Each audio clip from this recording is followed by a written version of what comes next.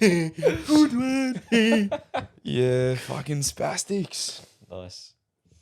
Are we rolling? Wagwan? Yeah, we're rolling. We're on. We're rolling. I don't even. It's going to be a nightmare to try and keep track of the episode numbers now because we're just running them. But It's not. We've only released 6. Halfway to 20 tomorrow. There you go. Yeah. Far out. That's moving quick, bro. Yeah, road to 20. Road to 20, 1%. So we got... How many...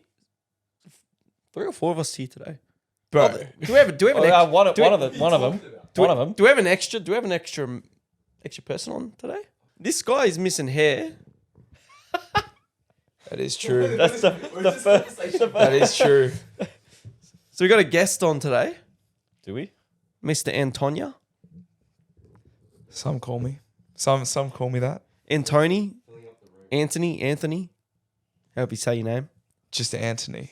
Yeah, just Yeah. Antony. No last name. Yeah. Pleasure to be here. Yeah, how good? How good's this? So you're a little bit into content yourself. I've seen your home setup. Yeah, man. Yeah, got a bit Looks of a pretty setup good. there. Got some YouTube stuff going. How good's that? Aspire to have a podcast like this one day. Yeah, bloody oath. Just sitting back, having a bit of a chat. Yeah, man. Yeah. But thank you for having me on. For sure. So we know you from work, through work. That's how we know each other. Isaac and Jordan directly met through work, and then off the back of that, met Yeah. Blake, and mate, what a Similar ideology. I think Bit of this, bit of that. Next That's thing you it. know. definitely just connected, and it was a shame because as soon as I got to know you boys, you were like, oh, by the way, we're out of Sydney. See you later. So I was like, oh, gonna have to come up. Pretty So I much. chased you guys up here. How do you Yeah. like it so far up here? Man, Burleigh is Give the different, listeners. bro. Give the listeners a spiel. Yeah, it's different, man. Like, and I know that everyone says this, but because you guys were all saying, like, you especially, Jordan, were telling me, man, it's just something in the air. But it is, bro. You get up here and it's just a different pace, different sort of people.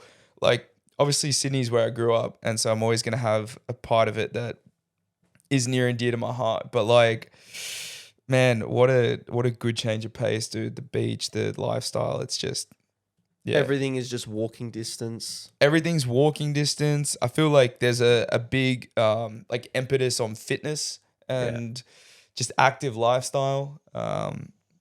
It's great. And like I've already mentioned a few times on this trip, but like especially for me, you know, living alone in my own apartment back in Sydney, coming here and seeing like a group environment, you know, you boys living together, training together, working together.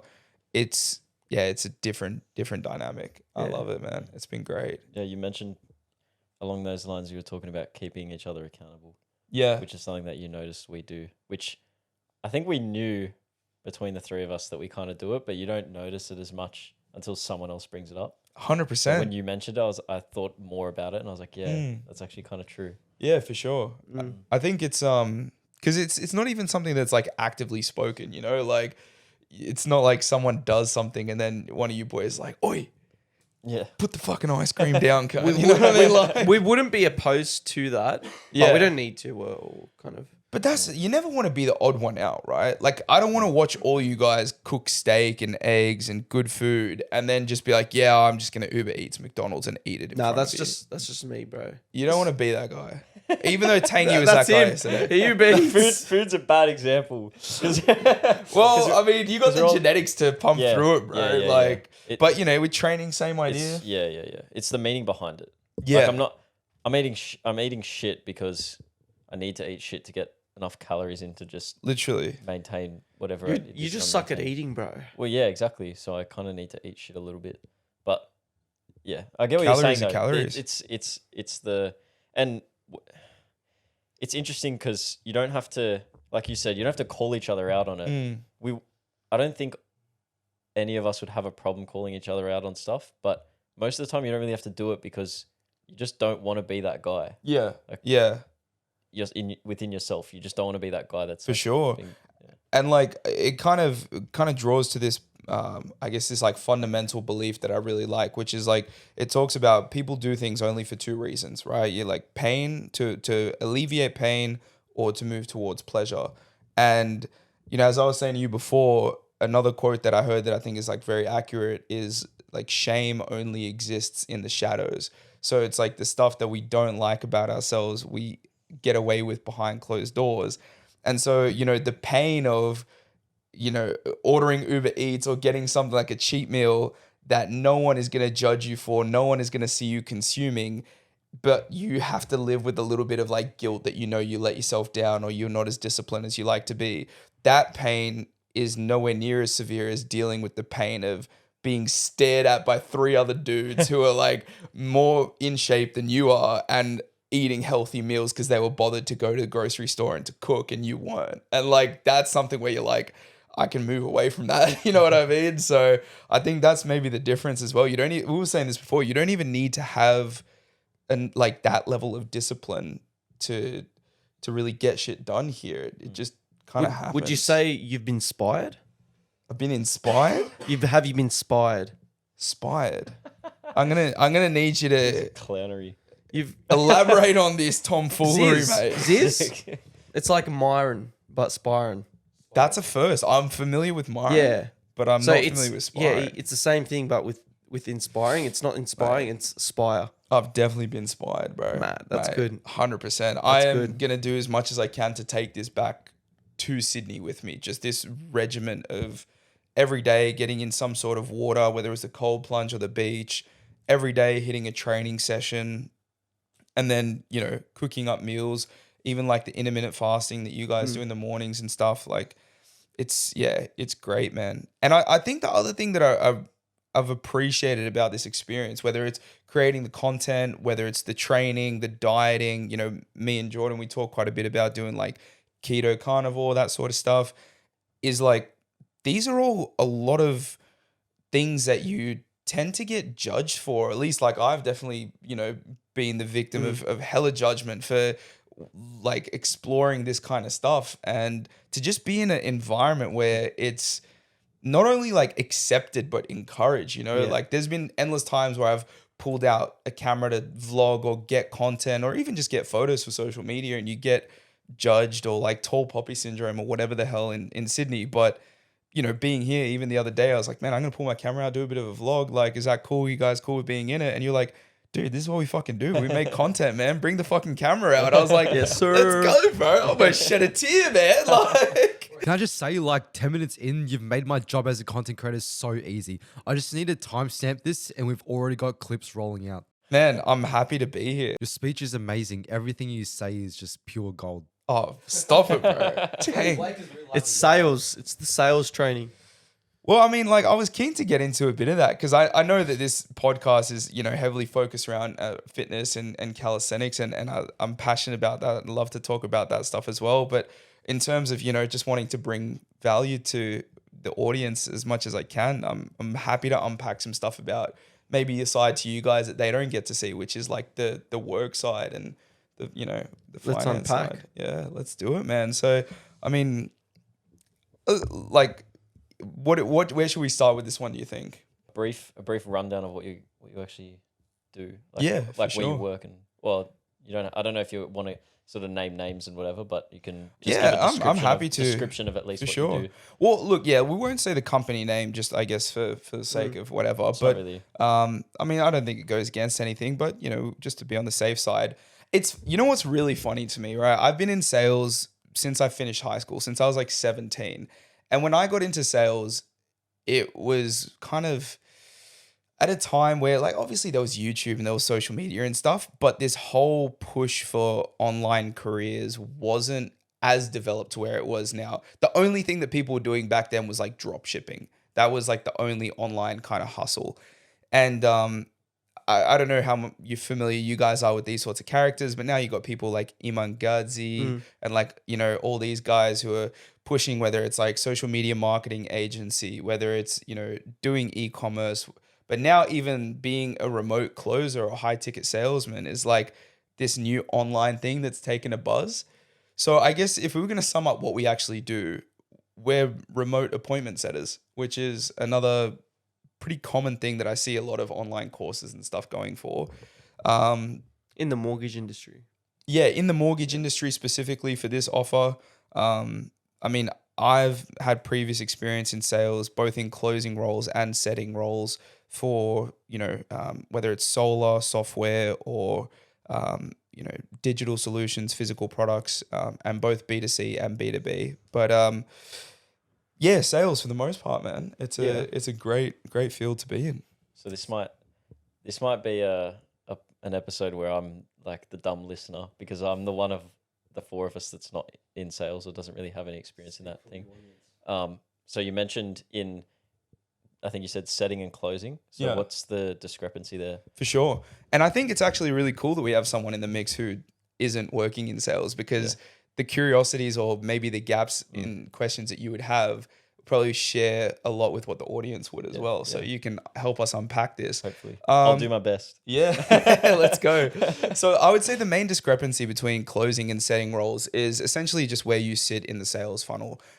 So appointment setters, their job is to take any form of a lead that comes through any form of marketing campaign, whether that's, an influencer who puts a post out and the appointment setter is to go out there and privately reach out to everyone who liked and commented on the photo, or whether you work for a company like we do that has a more formal sort of paid traffic funnel and we get inbound leads who are showing some sort of interest on our platform.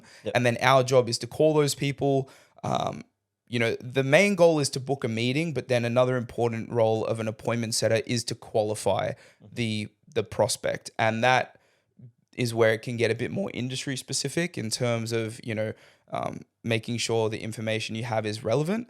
And then that's sort of where the handover would take place. So the appointment setter would qualify the prospect who they found through the marketing funnel of the company and book them in for an appointment with the closer. And in more formal companies, a closer would probably be known as an account executive or an account manager, or depending on the industry, a broker, right?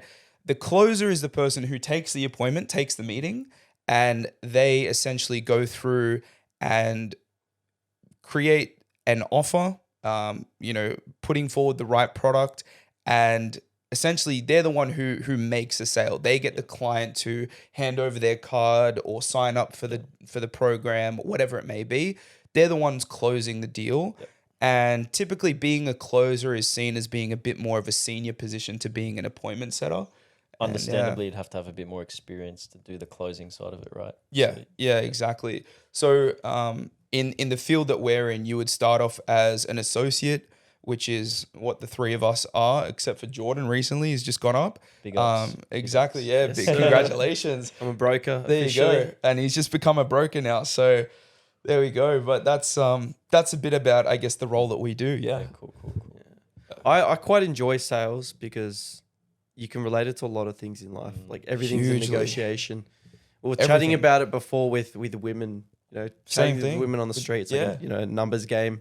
Social it's a media or negotiation. dating, like It's very useful knowledge to have. for sure, man. For in sure. your back pocket. Yeah, definitely. I think this is like, I preach about this a lot. This is one of the parts that I love most about working in a sales role is the mental training that it gives you is so contrarian to like your typical job, right? And you think about it, like any sort of job that we all started off with, you clock in at 9 a.m. and you get there at 8:59, right? You clock in, you drag your feet through your shift, you go to the bathroom, like you do 3 fucking pisses and, Do as take little 2 as shits. you and- possibly can. Exactly. You do as little as you possibly can. You clock out right at 5 and then you collect that paycheck, which no matter whether you put effort in or you get by on the bare minimum, that paycheck stays the same.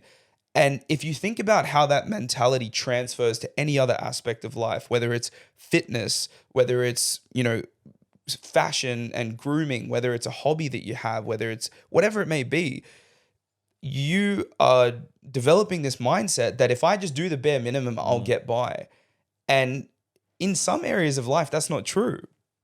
In Whereas with- almost all of them. Literally, exactly, yeah. And so with sales, not only would I argue that the money is really good, because a lot of people always talk about getting into sales from a finance aspect, but I would just say that also in sales, your mental training, I'm being taught that if I get in early, if I dial the phone more times than the guy sitting next to me, if I practice and listen back to my call recordings and see what I can work on and do better, and I work longer hours, then there's a bigger reward waiting for me at the end of the week.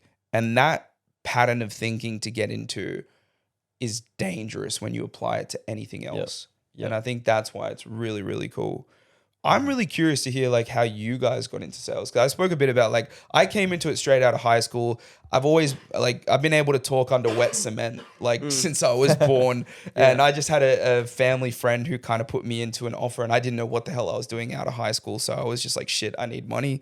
I'll do it. And then it just clicked for me. But what about you guys? How'd you find it? Well, yeah, it seems like it comes quite natural to you, to be honest. But me, myself, I've had a bit of experience in sales. I wouldn't say it comes natural to me, but it's definitely something that's trainable. I was chatting with you about this today. Yeah. But it's something where if I'm put on the spot, I won't perform well in sales. But if I actually understand what I'm selling, understand who I'm speaking to, what's the objective, then I can train myself, do a little bit of work behind the scenes. Then I can train myself to a point where I can actually do quite well. Yeah. But it's not necessarily something that comes natural. But how I actually got into it, I mean, I've done I was doing a retail sales job back. I think everyone's done retail at some point where it's just selling clothing and whatnot. Sure, yeah. But it was one of those jobs where we didn't get commission, so I just did the bare minimum. Didn't really matter, no biggie.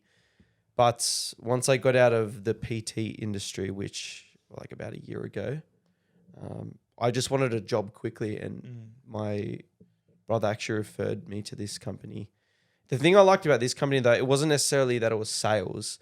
It was just that it was very flexible. Yeah. The ability to just be remote, work from home. And then once I started, I said, man, this is good because if I work hard, I'll make more. There's incentive there, and then there's flexibility. If you're doing as well as well, you're going to be have more freedom.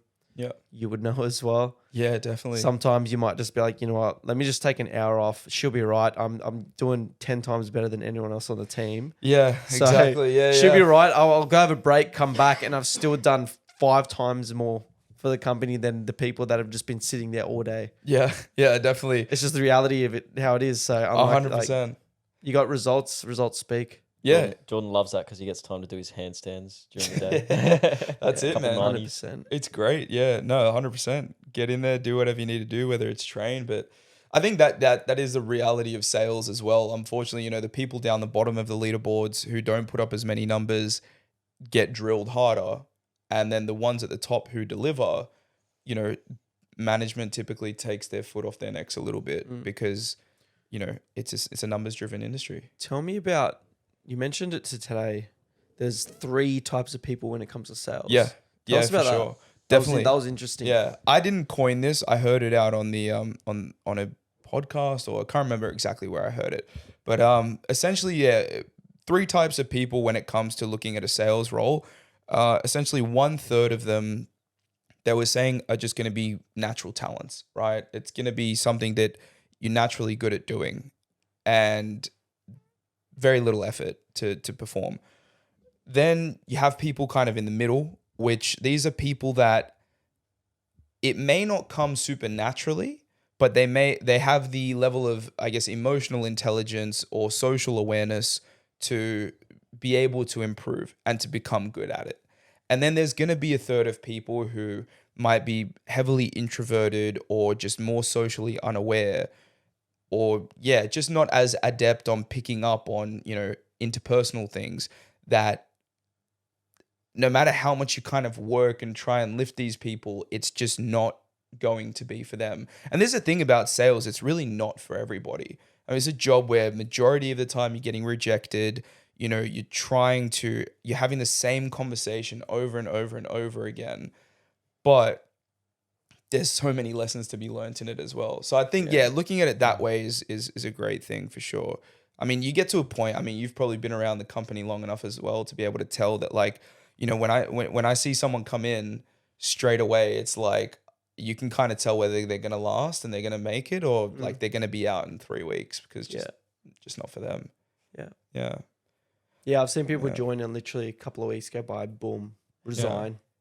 But Someone that went to our school. Yeah. Ridiculous. there you go. I'll say this off the back of that point though, and this is why I really love sales as well, is that for the most part, the majority of sales roles or entry level roles, right? The companies will have more of a commission focused offer. So if there is a base salary, it's super, super low, right?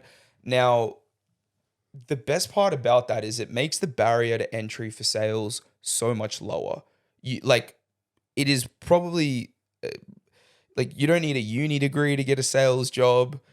You can just literally, if you back yourself, be like, listen, put me on the phones and let me make you bookings. And if I don't book in my first few weeks, that's cool, because the company didn't have to risk anything, right? They're barely paying you any money if you're not getting commissions. And sales, like a sales rep or a salesman, is pretty much one of the only employees in an entire business that actively contributes to the company's revenue, not detracts from it, right? Like, think about people in payroll, think about people in admin, think about even people in marketing, right? Like, these people are all liabilities to the company. They're all taking money out of the company's pocket. Sales is the only people who are like, yo, I just found this dude, managed to pull his credit card out and get 20 grand off it. You take 18, let me keep 2. Business is like, well, we're not really paying you because you brought in the money to pay yourself in a way. So it makes it super low barrier to entry. And this is why, I think a lot of people should just try it, because it's so easy to literally get a job and just try for a few weeks and go from there. Yeah. But that's kind of how you figure out, I think, where you sit in that aspect. Yeah. Do you ever see yourself in sales, Blake? I was gonna say something about that. I've considered it because the company I work for has a big sales department. I work for a company that sells to schools around the country. Ed tech. Yeah, educational technology. And pretty much half the company is just sales. Yeah, big sales department.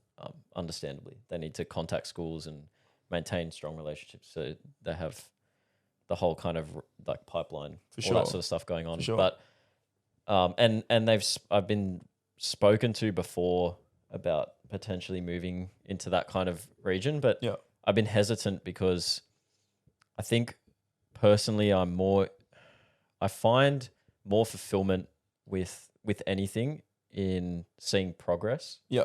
So I like building things. That's always been what kind of drives me. Yeah. Especially in work-related situations. Yeah. So the thing that kind of gets me about sales, and I'm not 100% sure because I haven't done it. For sure. But the one reason why I'm hesitant is because it, like you said, it can kind of get a little bit repetitive if you're... Oh, not a little bit. It can get super repetitive. Yeah. It can get brutal. Yeah.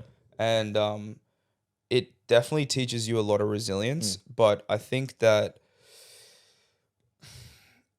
Yeah, if repetitive work, I'm not gonna lie to you. There's been a lot of times where I've just felt like a cog in a wheel, in an engine or whatever the expression is. I've just felt like if I got hit by a bus tomorrow, then someone else would be back in this seat dialing these leads, right? Yeah. And it doesn't really change much. But I think it's one of those things where if you wanted to be good at sales, you need to be competitive. You need to be I want to get more than the person next to me. Yep. And you need to, I guess, be focused a bit more on the end goal of either your paycheck or, in our case, a big end goal for me is getting to broker, getting to that next role. There needs to be a reason why you do what you do, and the activity or the work that you do in sales oftentimes heavily is just a byproduct of what you're trying to achieve. Yeah. And I totally agree, get where you're coming from. Even for myself, I'm someone who hates to work in isolation and I hate repetitive, meaningless tasks. Yeah. And both of those things is pretty much what I do for a living. So I get it. I love the idea of building stuff, working on a project, consulting with other people. Yep. And I think that, it definitely has its pros and its cons. I think even just doing sales for a short period of time, if you're in a good role at the moment and you're in a good space, keep rolling with that.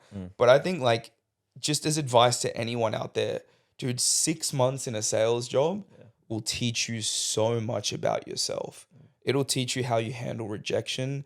It'll teach you if you're capable of continuing to execute even in the face of seeing zero results from your efforts.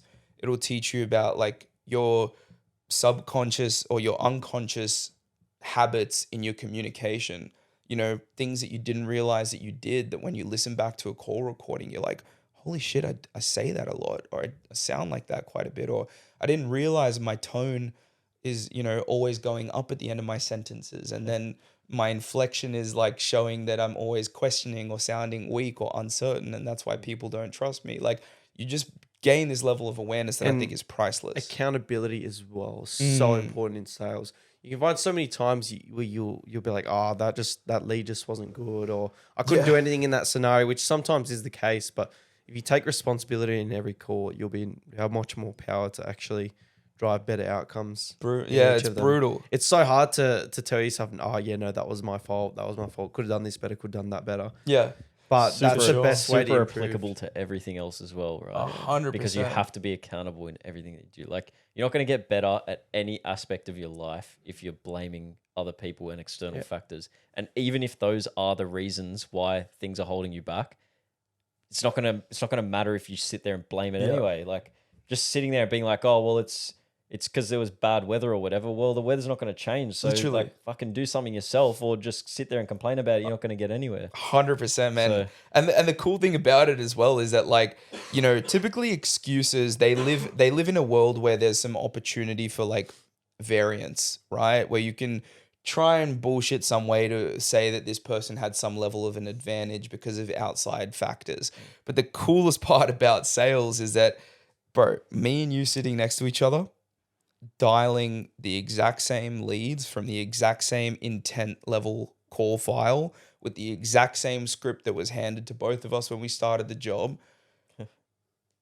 You can say, oh, well, I had shit leads, or, oh, you know, this and that. But at the end of the day, right, maybe the guy beats you one day by luck, maybe even 2 days by luck.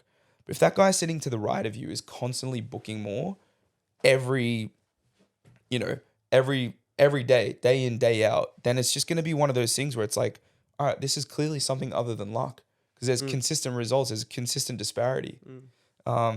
And like you said, that's just going to force you to take accountability.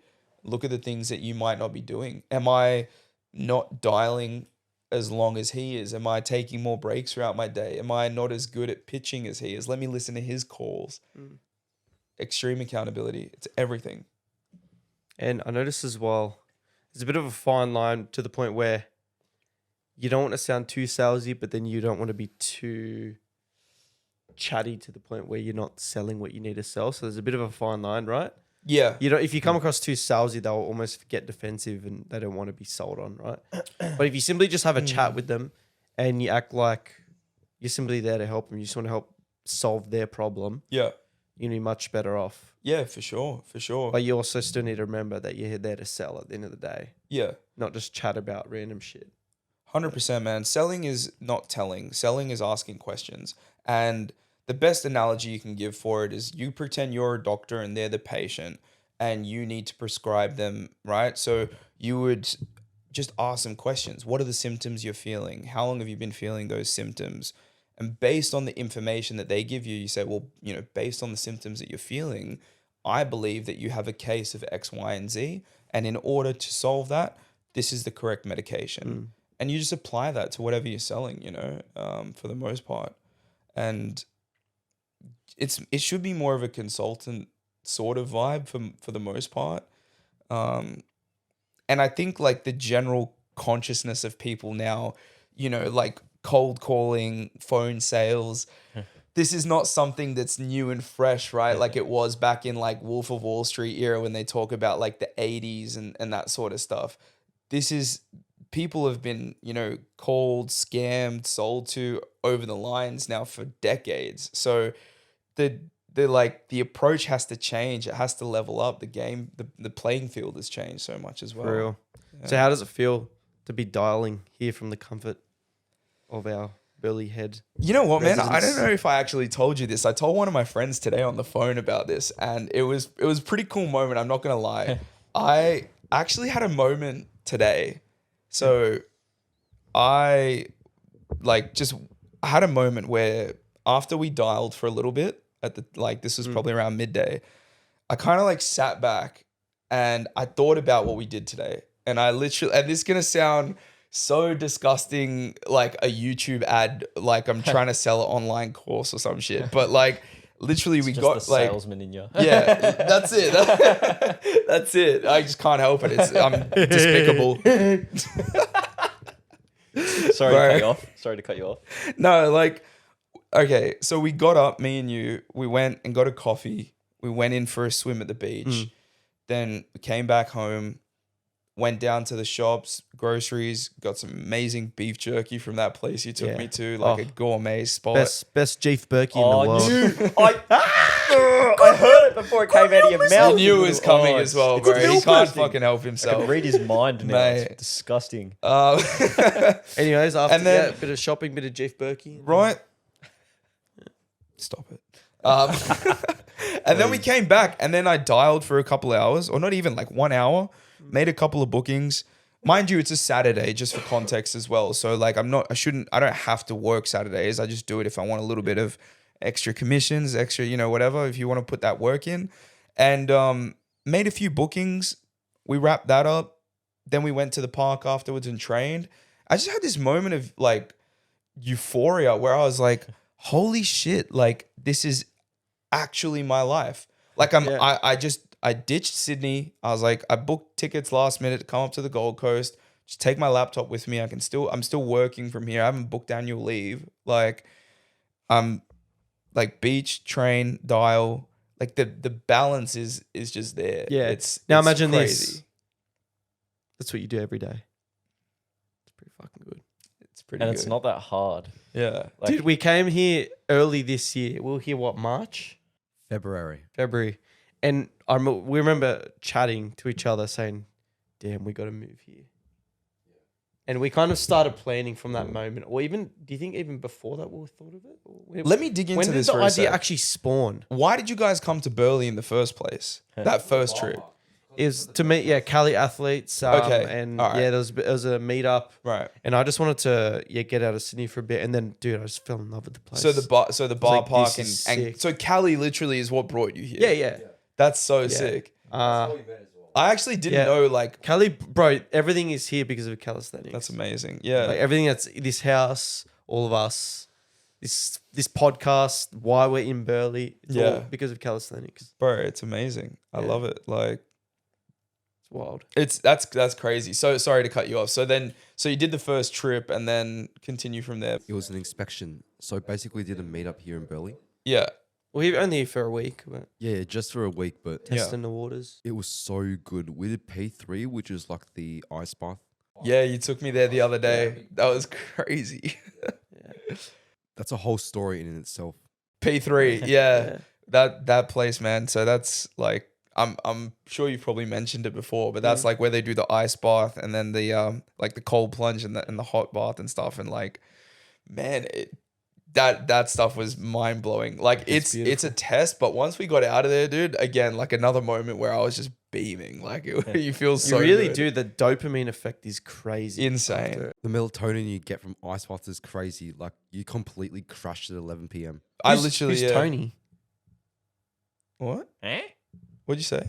Who's Tony? Oh, now he's hearing things. He's hearing He's definitely things. hearing things. Melatonin. Oh, Who are you Melatonin. talking about? Mate. I don't know. English is a foreign language in this household. It's from a what bit of I've- what a. I've It seen. could be a bit of a That's bit. the best way Yeah. of explaining it that I've ever heard. Yeah. That's how languages were formed in the first place. A bunch of people got together and started speaking different tongues and they wrote it down and boom. If you say the wrong thing enough times, that fucking make it a word. And it becomes the right thing. They'll throw it in the Oxford Dictionary if you just do it enough, bro. It'll catch on. Yeah. And then what about you, man? How did you get roped into all this? Yeah, how did I? So when Jordan and Isaac came here, you came with Tyler as well, right? No. Tyler's just- first just you time two? early. Yeah, just us. Okay, so just you two. When Yeah. you came last time. 1, 2, yeah. we kept getting called a gay couple. Oh, that's cute. That only happened- What's that with only you and happened being once. confused for, There for might be being some gay? truth. There might be some truth We were there. walking out tonight, and he's like, man, last time I went out at night here, like I just kept getting hit on. I was like, that's sick, bro. And he's Jordan's been like, approached- by dudes. Yeah, Jordan's been approached by so many gay guys at different places. Oh, in that's Sydney as well. but for me it's usually digital. It's online usually. Yeah. Yeah, I always get hit up by gay And there was guys. that guy, down at the park as well. Yeah, he's Couple- gonna come back at some point. Any publicity is good publicity, Yeah, right? that's it. Just Yeah. act a little gay every now and then. It helps. That's it, man. Helps bring them in. Bring up the social Yeah, credit this score. this Yeah, one innocent that's just real quick. Yeah, this one innocent guy just starts like replying to all my stories, like, yeah, that's sick, bro. That's mad. Or like my Kelly progress and whatnot. And I'm like, yeah, cool. Yeah, this guy's just really supportive. And the next thing you know, he starts sending some winks and just some real subtle. Ooh, yeah, a Like, bit, ooh, bit okay. zesty, Yeah, a little all bit right. fruity. Yeah. And then I realized, like, ooh. yes. At least think he I was should like, probably at least stop- he was smooth with Think it. I should probably stop replying. Yeah. Anywho, you were saying? Yeah. Anywho, Sorry, Blake. any hoo ha? Bit of a tangent, Yeah, yeah. slight tangent. Shubs. Yeah. So when these two came up, I was in February. So I'd met them Mm. because we were training in Sydney at the calisthenics meetups together, and obviously I've known Jordan for a long time. But once they got back from Burleigh, and I'm guessing they were discussing it for a couple months, then they kind of raised it with me. I think Jordan mentioned it to me like April. He basically just said, "Oh yeah, the three of us are planning on going to Burleigh. Would you want to come?" And I was like, "Fuck yeah!" Yeah. I didn't even think. I didn't even That's so hesitate. sick. At Did that- you have your remote job at this time as well? Yeah. So I started It was that job cooking. in February when they came up here. Pretty much, Yeah. I I just think- started that job. I swear, I know I was the one that instigated the idea, but I swear it was like us four, and I was like, bro, what if we just all moved to Burleigh? Yeah, And so everyone was so receptive. I'm pretty sure. I don't know if you'd mentioned it to Isaac and Tyler before, but you Yeah. basically said to me like, "Would you want to come with us?" So it was definitely like, I wasn't there for the initial inception of the idea because you said to me, specifically said to me, would you want to come with us? Yeah. And at that moment in time, I was so ready to move out. Like I was planning on just moving out anyway. Yeah, because we'll. By any means necessary. Yeah. And then this just like rocked up on my doorstep. And I'm you're like, like, holy yes. shit.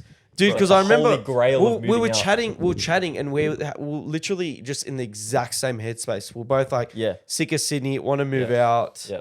Like, Yeah. There you go. Yeah. Yeah. That's sick, man. Yeah. I love it. boom, next But- thing you know, we're here. Yeah, Don't wanna go that's back. the- that's Don't the- wanna that's go the back. thing. That's what I wanted to say more specifically was once we kind of had the general idea. Looking back at it now, it seemed like it was so easy. Mm. Like I can't remember a time where there was any like great difficulty. Like obviously deciding. we had to like plan things out. Well, the decision was easy. There was no brainer for all of us. But in terms of like logistically getting it all done, it wasn't really that hard to be honest. Like all we did was come up here for 2 weeks, suss out some rentals. A cheeky trip to the hospital.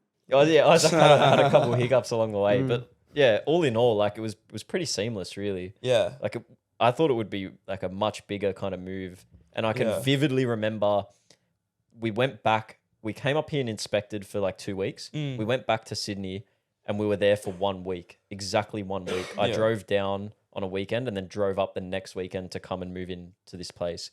And I can vividly remember the end of that week in Sydney, and just feeling surprisingly relaxed and excited. Yeah. No nerves, no like, oh, I'm moving out. It's like a big thing. I was like, this is what I have to do. Yeah. You know what I mean? There's a beautiful sense of peace like that comes with just knowing you're making the right move. And I think that it's funny you mentioned that, because even when I look back at like the biggest moves or shifts that have happened throughout my life, like you can't script it. Like No. I remember when I moved out of home, and it was such a spontaneous thing as well. I was in a relationship at the time, and I wasn't even at a point where I was like, oh yeah, like I'm planning on moving out or whatever. Like, you know, I had helped her move from one place that she was living at to a new apartment. And in the process of helping her, I was kind of like, fuck, I can do this. Like, you know, I was going to Yeah. inspections with her. I was like helping her out. And then I was just like, man, I could totally move out. And then I did. And, you know, like it all just kind of fell into place. And I mean, I was pretty stressed because I moved out by myself, and I was like, oh shit, the whole weight of the financial situation is just on me now. Moving out alone would definitely make it a lot of a much bigger kind of thing to do is moving out alone for sure. For sure, yeah. And potentially more nerve wracking because I mean, for us, we know we got each other. Exactly, like it's exactly. very comforting. Yeah. I think my thing is like, and I say this just being like transparent, you know, I've got some incredible friends back home in Sydney, some people who I'm just so blessed to know. But you know, as many people who I guess have like followed me or know a bit about my journey, and you know, I spent 5 years really pursuing music, and it's funny because now that things have sort of taken a turn, I've really, I guess, found a passion around entrepreneurship, sales, business. Some people are like, oh, where's this all sort of coming from? You were the music guy, but the whole time that I was doing music, I was keeping my head above water by doing the sales stuff. And I guess like with those friends that I have back home in Sydney, they don't share, you know, either they're like dedicated to making it in music, which I have no doubt that they will. But then also, you know, for my other friends, whether it be from school or whatever, a lot of these guys have either gone into trades or gone to university. And again, not to say that there's anything wrong with that, but I didn't necessarily feel as though I had the privilege of meeting people who, like, I see the way you guys, not to sound corny or anything, but like the way you guys look at each other, whether it's like talking about the meetups, planning content, you know, the merch drops, like all this sort of shit. You guys are, you know, dedicated to a bigger vision, and you guys are all in the same boat with it. And I look at that with just pure admiration. I think it's like one of the most powerful things you can have. I didn't necessarily get that group, or I haven't yet, and I'm sure it'll come. But for me, I kind of was in a position when I was living at home where I just felt like I was surrounded by like negative influences. And, you know, whether it was just like bickering with family, whether it was, you know, being kind of close to people who weren't good influences. So the next best thing, if it wasn't to move into a share house with people who had the same vision, if I didn't have that yet, was just to get isolated so that I could just close off, and then I can just consume content that can be from influences that are the closest thing I would have, like digitally, to real people who are on the same journey or motivating me or pushing me. And finding a team like that is so incredibly difficult. So Like to hard. come across that is next to none. The Yeah. chances. Like, so would- when you find it, it's something you need to treasure. Yeah. For sure, man. I would even argue that it's basically impossible or near on impossible to actually actively find one. Like it just comes to you. Yeah. Like this literally just came out of nowhere. Yeah. There was not That's a it. chance in hell that I could have put in extra effort or actively pursued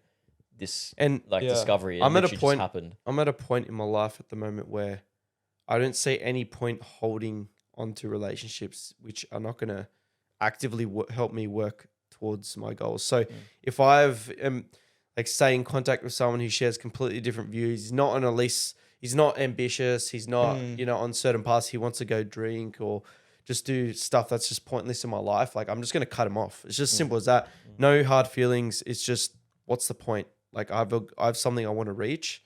I want to do everything I can to get there. I want to unpack this for a second, man, because Yes. I love this, because one thing that we've spoken about a little bit earlier was the whole accountability aspect to having people that you live with, right? Which is dope for sure, you know, training, dieting, all that kind of stuff. But I think there's a whole other aspect to it, which goes a little more under the radar, but I think is actually even more powerful than the accountability stuff. And that is the like tribal unity that you get, which allows you to be who you want to be. There's this kind of insulation that like happens. So, you know, even what you're saying just there, right? I don't doubt that whether you knew all these boys or you didn't know a single one of them, you would still carry that sort of energy, you know, you still be headstrong about who you want to be.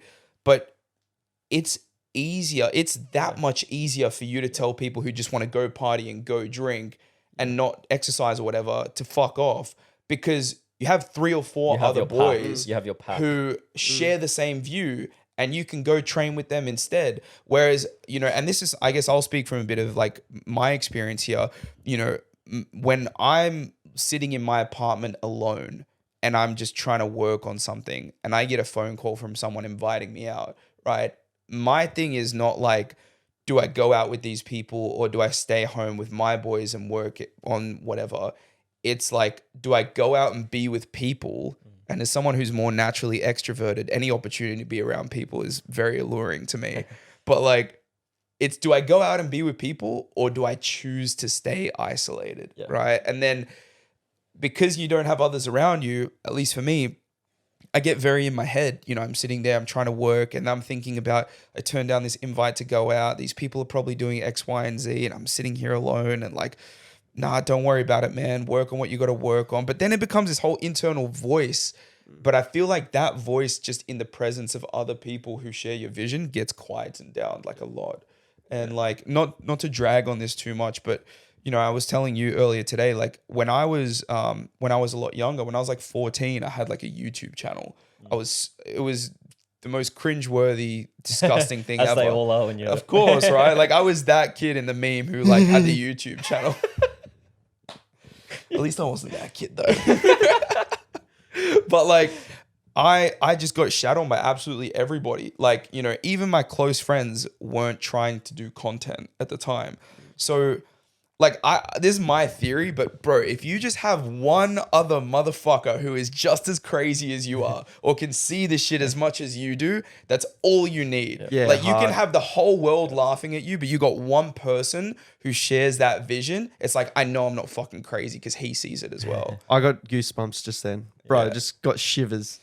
It's so Bro, true. I Bro, got it. you put I that got it so about- well. It's so true. I got the goosebumps like 2 minutes ago when you were like halfway through the story, and I was like, I see exactly where this is going. Yeah. Because I was in that situation before I met these guys in like Yeah. November last year. I was drinking, hanging out with people who were like not going nowhere, but just like they had their own like goals and whatever, and they just didn't align with ours. Exactly. And because I didn't have those people who I could, you know, align with in terms of where we want to be and where we want to get to, I just like it just resulted in me going like kind of, I guess taking the easy route and just going, okay, I'll just hang out with these people because I don't have, you know what I mean? But now that I have these guys, I'm like, fuck those people. You That's know what I it, mean? I don't right? wanna It's go an out and- abundance mentality. It's like, don't go to the Exactly. grocery store when you're hungry, right? You're never going to Yeah, buy the yeah, right yeah, shit. yeah. Like, Yeah. you know, don't try and talk to girls when you've got 0 girls because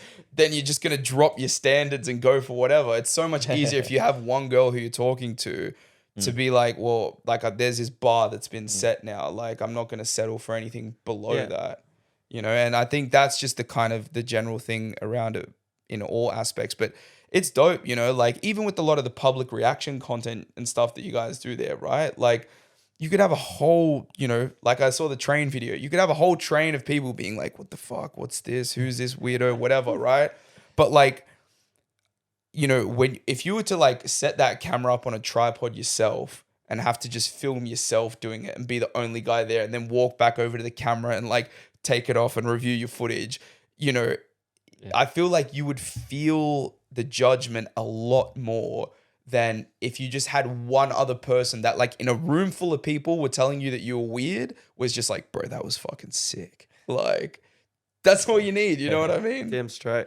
But For real. Powerful. yeah, it's so Powerful. cool to see, man. It's so cool to see. I love it. Like it's so inspiring. And like I've said this a million times, I just want to take as much of this experience back to Sydney with me as possible. So would you say you have a group like that around you, or?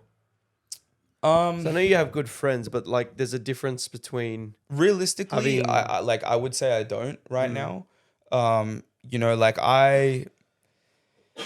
my closest friends that I have in my life right now are friends that I have not yet met through entrepreneurship. Like they are friends. So I have like friends from high school, and I love those friends for who they are. We just get along as people. It like career or ambition doesn't have to come into the relationship. Day ones. Literally day ones. Like it's the sort of thing where, you know, I could pull up with a gold Rolex and a McLaren and like I can go back to those guys and they'll still see me for the weird 14-year-old who tried to start a YouTube channel. Like, and I love that. You always need people to take you down a peg. People who can like, always grab you by the shoulders and tell you where you're fucking up. Like you need those people in your life that you'll listen to. So I got those guys. And then I've got my other close friends from where that I met in like the music chapter of my life. And those boys, like the thing that I'm really proud of is that we fostered such a beautiful friendship that it stood the test of time, like even beyond me actually telling them like I'm hanging up the jersey with music, like, and they were like, we were friends like before it was a music partnership. We're not fucking work colleagues, So that was also beautiful to share as well. But in terms of where I'm moving, and this is why I think it's been such a challenging thing for me, is that I've really had to like detach from a lot of the people who I associated with. Yeah. So like, pulling away from the people that I worked with so closely in music to go a direction on my own, and now trying to find people in that space it's challenging. It's definitely like, I'll be honest with you, man, like not to make this all like, marshmallows and rose petals and shit, but like this is probably the closest that I've felt to even having that, coming across people that like I can actually say are, doing shit that I want to be doing, whether it's the training or the content. Well, we all went through that stage where you're surrounded by people that aren't really like you, and you kind of feel like you're the odd one out, but then eventually now we're like basically clones of each other. Yeah. Like it's good, man. So similar. I think that's a product of like school environment. I've spoken on this topic a couple times to different people, but the school environment is unique in the sense that you don't choose the people that you are forced, in a sense, to spend 5 days a week with for the whole school year for however many years of your life as a kid. Yeah. And so, although within that kind of group of people that you go to school with and that are in your classes, you get to choose to some degree who you are friends with and who you're not. Yeah. It's not like you go through and interview every single person that's in your grade and then go, okay, I want to be mates with this person. I want to be mates with this person. You just kind of become friends with the people that you're forced into a situation with. And so the dynamic changes, like flips on its head when you leave school and realize that the people who you want to associate with need to have something in common with you, and generally that's how you make that relationship to begin with. For sure. You don't just bump into a random person and then become best friends with them and have absolutely nothing in common.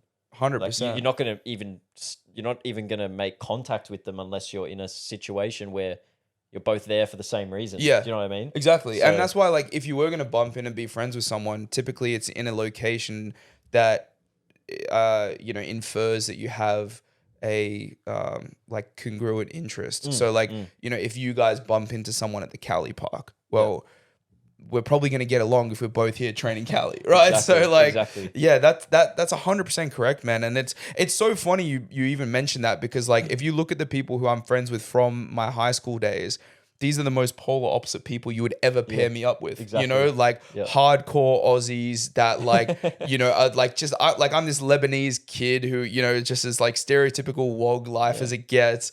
But I guess there is some beauty in that as well, because you do get those like unique pairings with people as well. But I think that, man, as I've gotten older, like I really, really see the value more and more in terms of like having people like this around you, and I think it's just like, we all have these ideas of who we want to be and what we like, how we view ourselves, but it really comes down to like having people who hold you accountable and set those standards as well. Because the one thing that I really like is that people like this, the saying, like birds of a feather flock together, right? It's like you are the company you keep, all that kind of shit, right? So it's like I mean, you can throw a stone to prove it, right? If you come into this household, everyone takes their shirts off. Everyone's in the same physique. Everyone's pretty much more or less at the same level of like training. You guys are all freaks at what you do. You're all good at what you do, right? There would be a natural disparity if someone who was, extremely incapable of calisthenics, like this guy, comes into the house, right? And is just like, shit, okay, there's one of two things that's going to happen here. Either like, let's use me as an example. I'm either going to find somewhere else to stay because I want to be around people who make me feel better for being incapable of doing what you guys can do. So you go and find yes men, or I'm going to fucking have to change my ways and get my shit together so that I can associate and have something in common with you guys. That's the only two ways that it can happen. And so I think a lot of people they have good friends who don't want to hurt their feelings. They don't want to go through the pain of going from, 2 friends to 0 friends to find better friends. Yep. So you kind of just get stuck. And You're a product of your environment. 100%. On God. 100%. Tangy, bro, you've been awfully quiet, man. And I think that you're actually, like, honestly, I'm not even chatting shit when I say this. You're one of the most, like, perplexing characters that I've met. In a good way. In a very, very good way. On God to that. Yeah. Tangy, Incredible. you're, like, very, very disciplined. And, like, I feel like you have a different level of drive, right? Tell me a bit about where that started. Because I know you started with calisthenics, like, 5 years or so ago, right? I mean, hold on, not to take anything away from anyone in this house. Everyone here is ridiculously fucking disciplined. Isaac is the most disciplined. Yeah, like when we were at the park the other day, would you agree? Could agree. Yeah. I would, like when we were at the park the other day, like, everyone wrapped training. You're like, nah, I'm going to train for a bit longer. Like, you went today just by yourself to P3, 15-minute cold plunge, just by yourself, just cause. And you didn't even have like a way of transportation. I think you had to Uber it or something, right? Like, so, like, because you've been doing Cali for 5 years, but was this discipline something that came as a result of that? Or do you think this is like a characteristic trait that you've had your whole life? I did piano for 10 years, so it definitely gave me discipline. I was forced to practice piano 2 hours a day until I got my certificate of music and finished HSC. By the time I started training Cali at age 16, I already had the discipline carried over by piano, but I also got inspired by guys such as Jocko Willink, Dwayne The Rock Johnson, and David Goggins. When I first started calisthenics, I was more disciplined than I was now. My routine consists of waking up at 5 a.m., doing a 30-minute ab workout, going to school, training at the park, then going back home, eating and doing another ab workout at night. Sometimes when I had to go home straight away to do homework, I'd get my mum to drive me to the park at night. She would flick the car headlights on so I can do pull-ups in the dark. And what do you think? I mean, like, okay, because I guess my thing is I love trying to understand the minds of super disciplined people, because this is something that I guess I do struggle with, being disciplined and being consistent. I'm someone who, like, I know I'm very impulsive, very, very impulsive, right? And that's been one of my biggest cruxes, I think, in my character that I've tried to work on over time. When you have stuff that you want to do, whether it be training or whatever, right? Like, you hear a lot of different takes on this. Some people say that, I don't want to do it, but I just force myself to do it. I have like a big argument in my head, and, or people who just say, no, I actually enjoy doing it. There's no such thing as gritting my teeth and discipline. Like, where does it come to for you? Like, is it, I know this is going to sound like a simple question or a strange question, but is it difficult to do what you do? Do you feel like you don't want to do it at any certain times and you're just like, nah, fuck, this is what I do, I have to get it done? Or do you genuinely have a passion and motivation to train every single day? Like, it just brings you pure happiness? A combination of all three. Okay. Like you said before, we do things that help us avoid pain or move us towards pleasure. My entire life is pain. I'm used to it. When I broke my ankle, I didn't even give a fuck, because what hurts more than a broken ankle is failure. As soon as I give up, I'm dead. I have to put myself into that mindset or else I'll never grow. You said it really well with a quick analogy to the ice bath.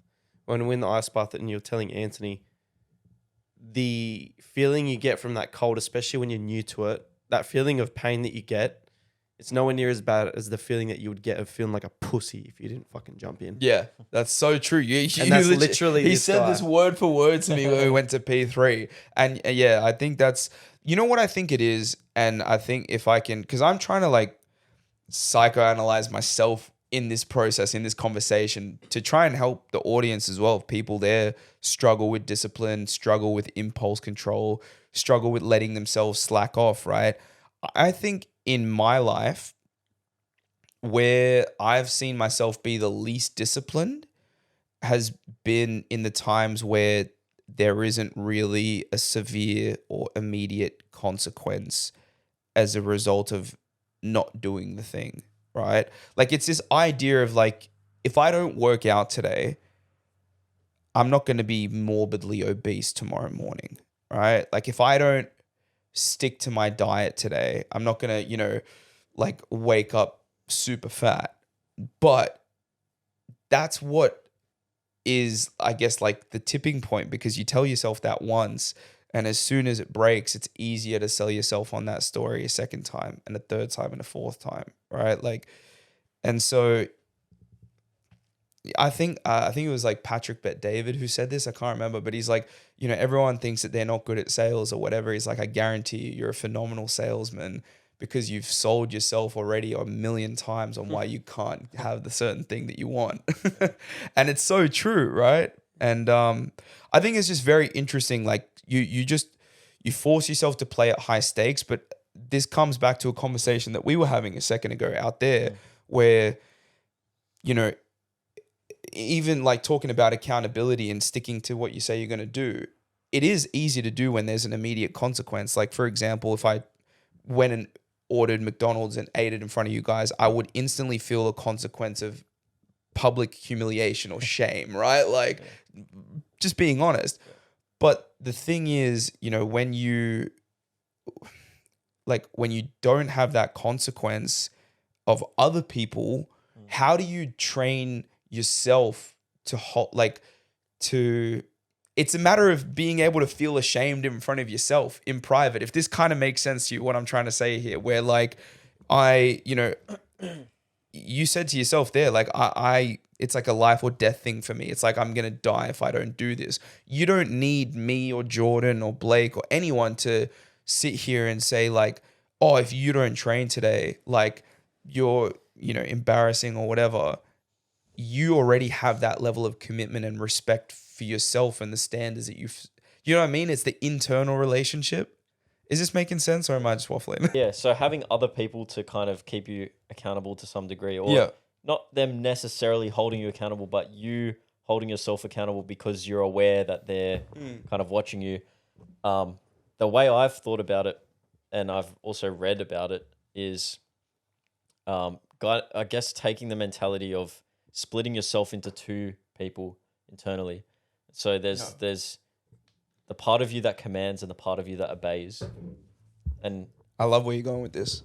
When the part of you that obeys disobeys, when the part of you that commands doesn't command, that's where you lose the accountability. You give in to the I guess negative for sure habits and stuff.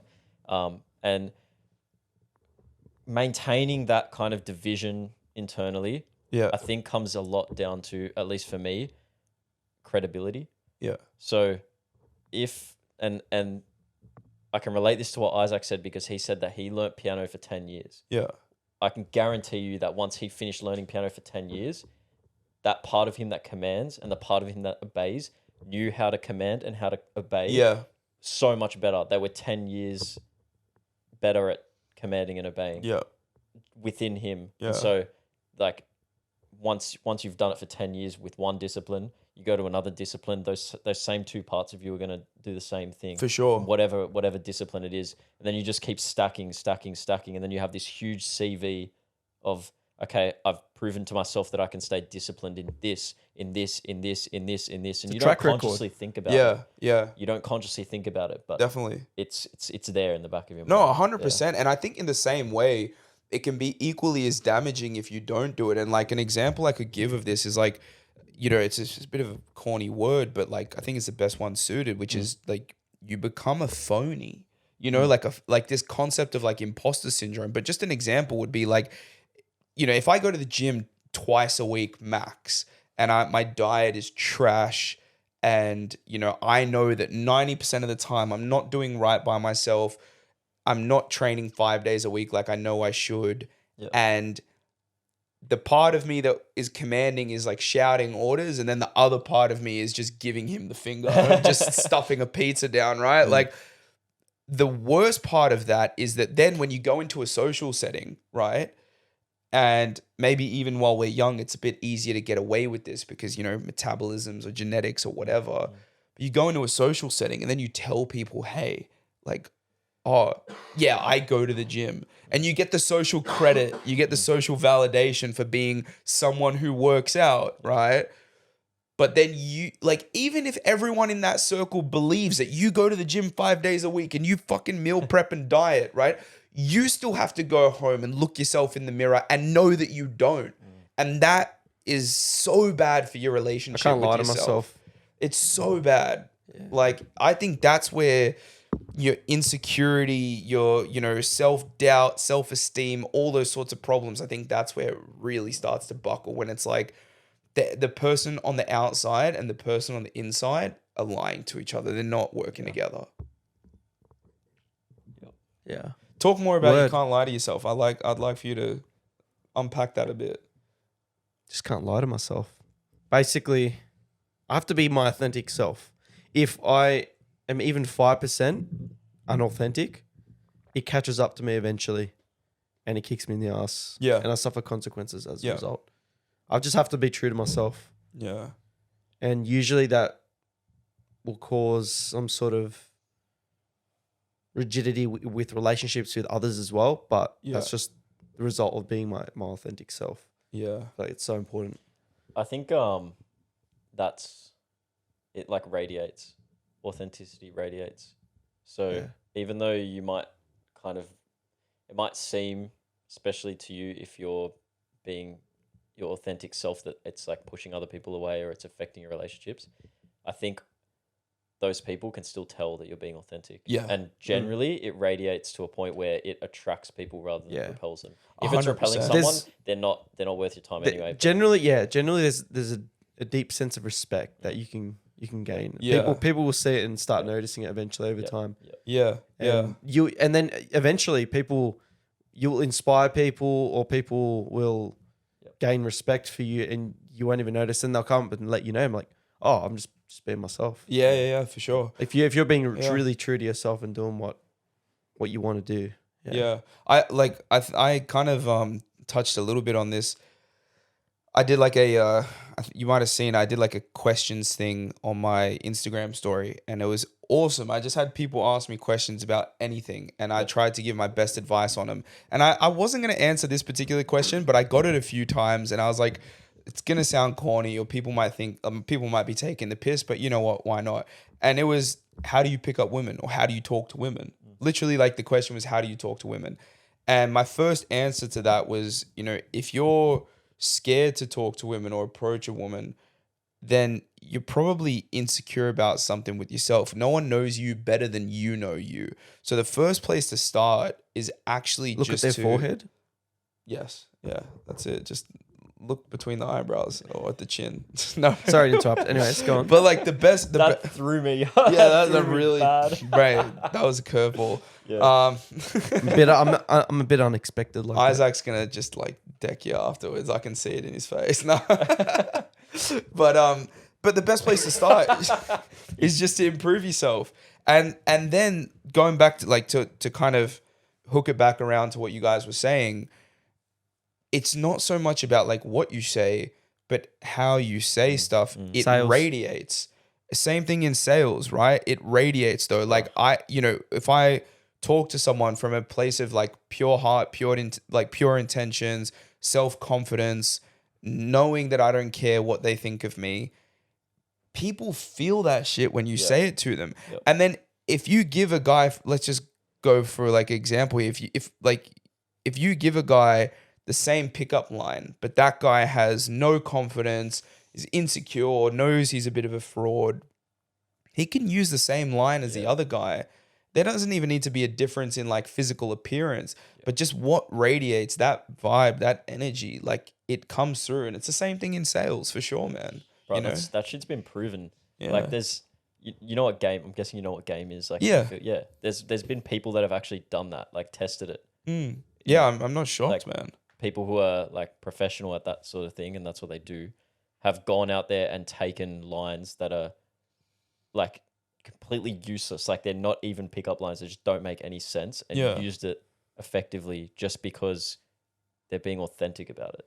So it has nothing to do with what you say. You can literally say stuff that doesn't make sense and it still works. Have you read Models by Mark Manson? Have you ever read that book? Okay, it's a great book. It's kind of like it's not so much like pickup, like if you're thinking like The Game by Neil Strauss sort of pickup. Great book, that one. It's a very entertaining read. Models is kind of it's anti sort of like that whole pickup artistry stuff, but still really good advice. And it talks about, you know, relationships and stuff with women. And this is like maybe a little bit crude, but to drive home an example of the point that we were making, he was talking about when he was this really insecure guy and he went out one night and he was trying to figure out the perfect line or whatever. And I'm paraphrasing here, but he met up with like a drunk friend who just did not give a fuck, was not the most attractive dude. He was pretty smashed. He just did not care. And this drunk dude was like trying to tell Mark, like, it doesn't matter what you say. It does not matter what you say. And he's like, I will prove it to you. So this is where it gets a bit funny. His line for the night was, I'm going to piss in your butt.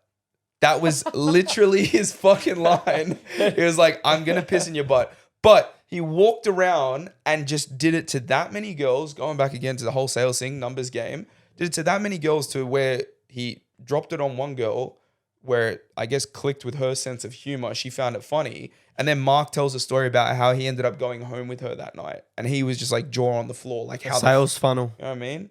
The sales funnel. That's it, man. How many cold calls do you make? How many turn into connected calls? How many turn into appointments? How many turn into closed sales? How many of them get subbed by me?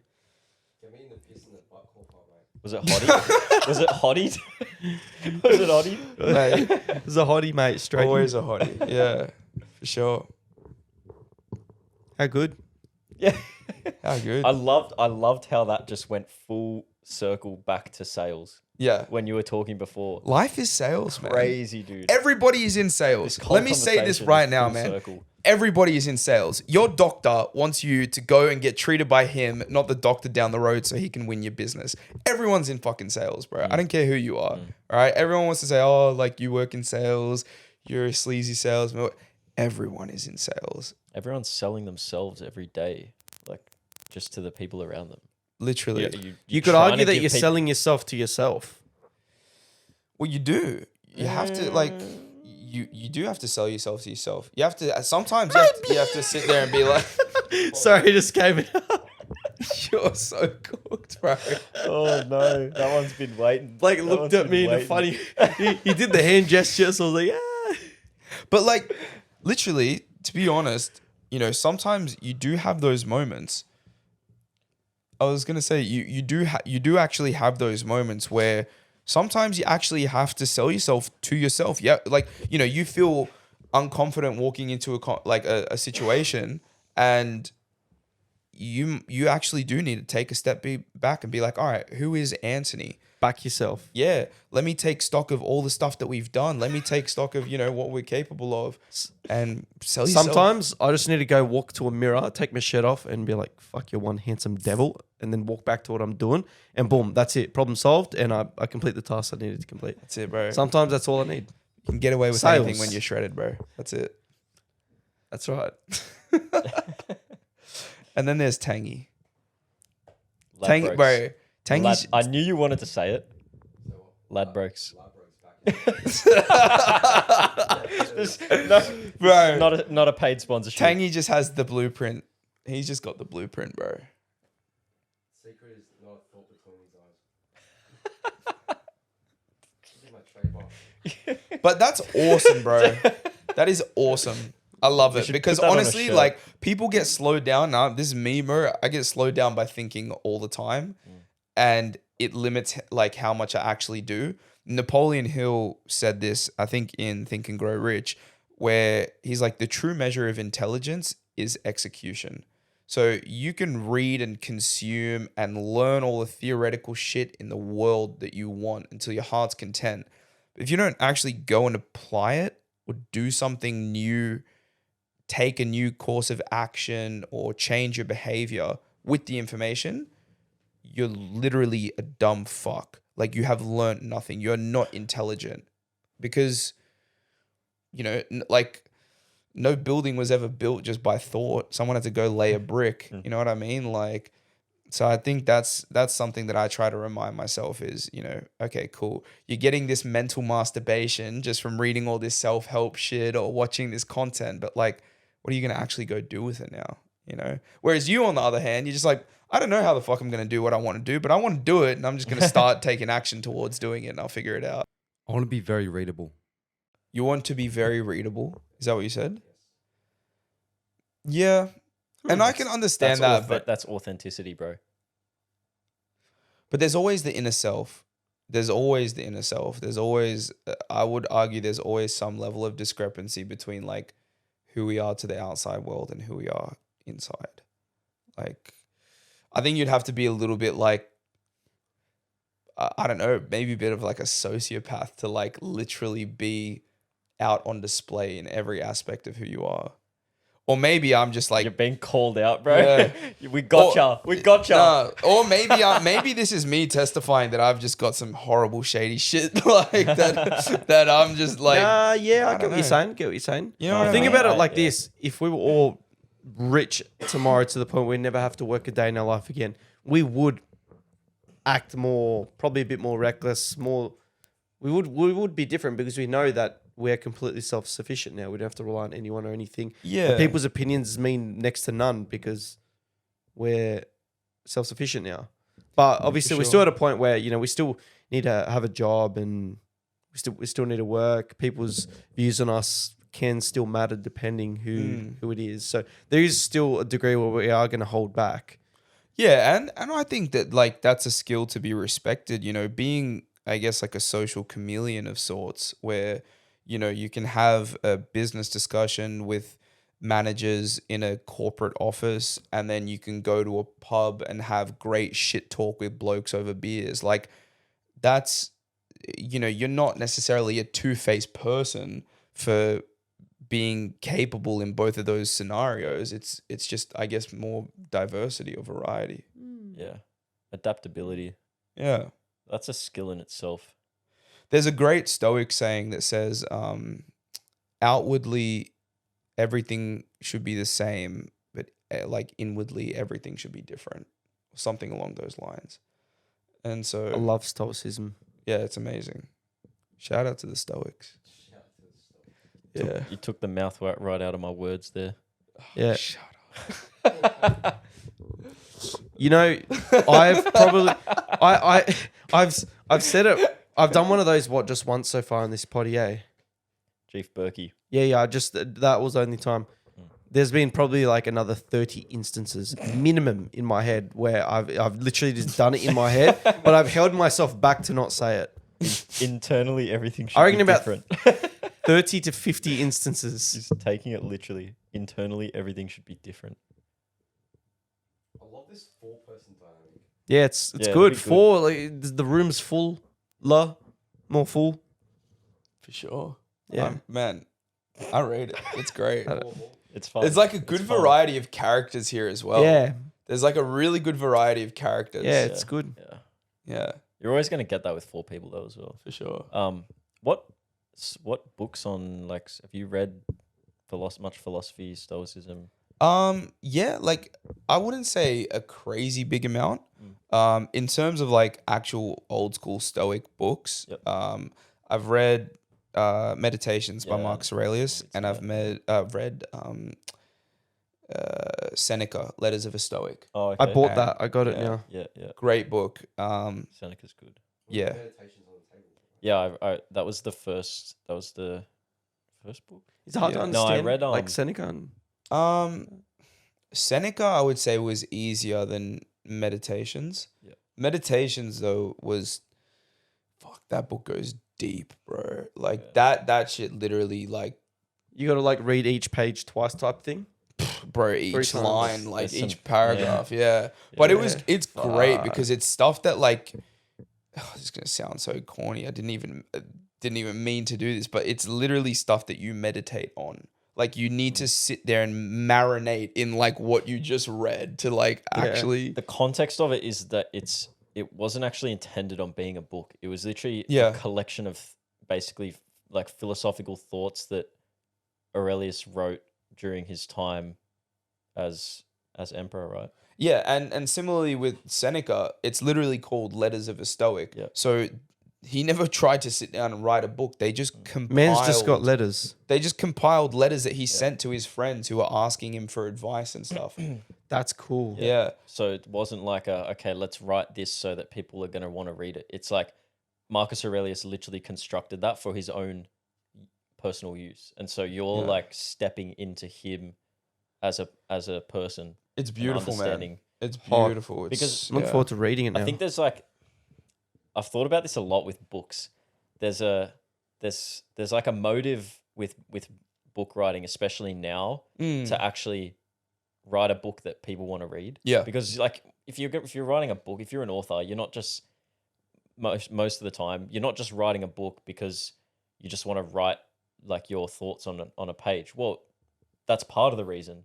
But you're also writing a book so that you can sell it and so that people will read it. need money, man. If you just write like some boring shit on a page, well, no one's going to read it. For sure. Then like that eliminates half the reason why most people are writing the book. So you have like that kind of, it's like a bit of a kind of conflict of interest, I guess. Well, that's the thing. You which you is said it- eliminated in Meditations. In the and it older sounds stuff, like yeah. it is in Seneca's book For as well. sure. For Because sure. back then books weren't sold like that. No. It wasn't it wasn't like a market, like a profitable business kind of thing. It was literally like you write books for solely educational purposes or for personal use or whatever the case was. And I think writing was more of just a general practice as well. Like, to have a manifesto or keep a journal or writing letters, that sort of stuff.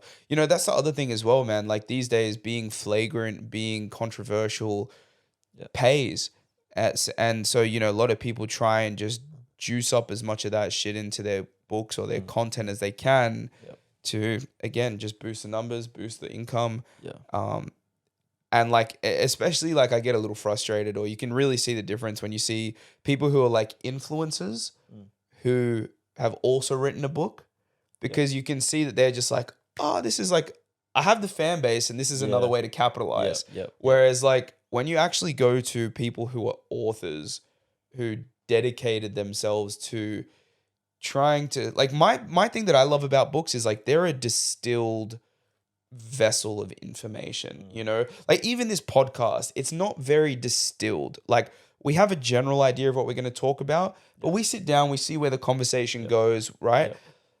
Books, like in the truest sense, it should be the concept gets mind mapped and drafted, and then you go through draft after draft, pulling anything that is not pure gold, like, till you refine it to just this valuable asset.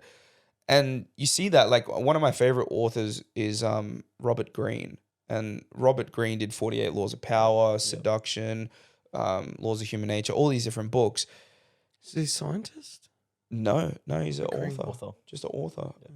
But I'm thinking of Brian Greene. Yeah, but someone who just dedicated himself to the craft, immensely. And it was like, you can just see it come through in the work. For sure. Yeah. You bloody Uncle Brian. You bloody little children. Uncle Brian, Can't fucking sit still. Leave Uncle Brian out of it. Uncle Ryan. Brian from the pack. Don't you start with that garbage. It's not Good even chat. tea. How long It's have we been water. going for? Yeah, a couple of couplers. You're always the first one to answer that. Yes. It's like you hate doing the podcast or something. You want to get out of you. Mate, So you want to you need to skedaddle. tap out? I mean, it's been great. But how long have we been going He's for? wrapping it up by the sounds of 1 it. hour 30. 1:30. Yeah, solid. Yeah. No, I don't mind. We can keep going. Or we can... Bro, bro. No, I was just interested in asking you what books you'd read on Yeah, that sort of man, stuff, because that was where my kind of book reading journey started. Well, Yeah. at least my recent book. Like, you read books when you're at school and whatever, but it's different because Yeah. you're forced to read them. For sure. And I have a bone to pick about that as well. I hate school for that. What, for the books they force you to read? Well, because it teaches you to hate reading. Yeah. Like, Yeah. it teaches everyone to hate reading. There's barely anyone I know that finishes school and loves reading, and it's one of the most fulfilling and enriching things that you Do can we go skill. down I love to read. Do we Like, go that's down the rabbit hole crazy, now dude. of the education system? Oh, if you've got We'll be here for another hour and a half, bro. Why little? Mate. Maybe we should leave that for another time. But yeah, just in terms of reading. But it's that awesome was- that you got back into it. Yeah, well, yeah. So that's what happened. Was I hated reading. I was always better at maths, so I wasn't too good at English. So it kind of aligned that wasn't enjoying reading too much. But yeah, then when I got forced to read those texts and like those poems for year 12 and year 11, it's like, even if I might have been interested in them objectively, once you're told you have to do it, you're far more resistant to doing it and to enjoying it. And Yeah. so, It's like when you've decided in your mind, oh, I'm gonna do this chore, and then your mum has told you, yes. oh, make sure you go take the bins out. It's like, I decided before I got home, oh yeah, I'm gonna go take the bins out. Now she's told me. No, I don't want to Now do the it. Now I don't bins are wanna do staying it. there. Now They're the bloody bins are staying not- there. they're You not- better take them out I yourself. chain them to the floor, mate. They're not fucking moving now. Done. Yeah. Yeah, but that's what happened with school. So then I don't even know why. I just kind of went through like a random awakening. I wouldn't say that I did anything special or Yeah. whatever. I just one day thought, oh, let's just try This- reading again This for some reason. whole year has been full of awakenings, bro. How good. For me, How good. just big time, especially since a Yeah. beanie. It's awesome when it Crazy. happens, man. It's Epiphany awesome. after epiphany. Yeah. So I read the first book I read was the Book of Five Rings by it's a book written by a samurai. And Yeah, it's right. like it's Musashi. Yeah, yeah. Oh, Joe Miyamoto Rogan Musashi. talks about that guy. What's He's that got a guy again? I've tattoo heard of of him. why have I- crazy, I've heard of crazy it. book. It's Who is he again? Miyamoto He's a samurai. Musashi. Famous samurai. Miyamoto Musashi. Yeah, yeah. Yeah. He was like He's- the best. He's Is he dead? regarded as the Is best he dead? samurai. He's dead. Yeah, he Ever. died a long time ago. Yeah. This book's like Bro, he old was a as, bro. Japanese samurai. Yeah, true. This book's old as, but bro, it's crazy. He writes this book about how to basically how to be a good samurai and how to win fights, but the concepts are so deep that they translate into they translate into your life now. So you take the concepts and apply them now. But I read that, then I read Meditations, which it's like this. It's a similar concept. This guy's a samurai. He wasn't like a philosopher or a writer or anything like that, but he just kind of happened to write about all these concepts that you can then take and apply to different situations, Yeah. which is exactly what it's like with Meditations, with like all these other philosophy books. And then I started reading Nietzsche, which I see. That- I haven't gone that Nietzsche. far. So Nietzsche sounds like a cooked cunt. that's almost I've that's heard almost of a him. regret of mine. Bro, but this is the thing. Like, so Nietzsche, Dostoevsky, Jung, like all Yeah. these guys, I haven't gone there yet. Yeah, And I would recommend not going there until you're very well versed. So that's just like another language, basically. pretty much. um, It's just a really unique perspective on pretty much everything. yeah, but there's like a lot of nihilism, and like it can kind of be pretty bleak from Yeah. my understanding. Like, and get it really fucked up. Like, Yeah. just yeah, Yeah. So I read Beyond Good and Evil. yeah. I've That was heard of that was like the third book that I read in this like wow, like you, kind of you new bro, journey. you skipped the fucking Bro, Twilight yeah. series, bro. You went straight into was- the deep end. It was pretty messed up. I can remember reading that book Fucking- and like the first 2 chapters I took in nothing. I was literally just looking at words. I had no idea. Just looking at And words. yeah, literally, man. Just bro, there's a Harry Potter books, the Game of Thrones, Roald Dahl, J.K. just- Rowling. Fuck that, bro. Nietzsche, let's go. Yeah. That's sick. So for context, Nietzsche is he's basically regarded as like the like philosopher killer, or I don't know. There's like all these random terms that have been coined by him, but in Beyond Good and Evil, he spends a lot of time.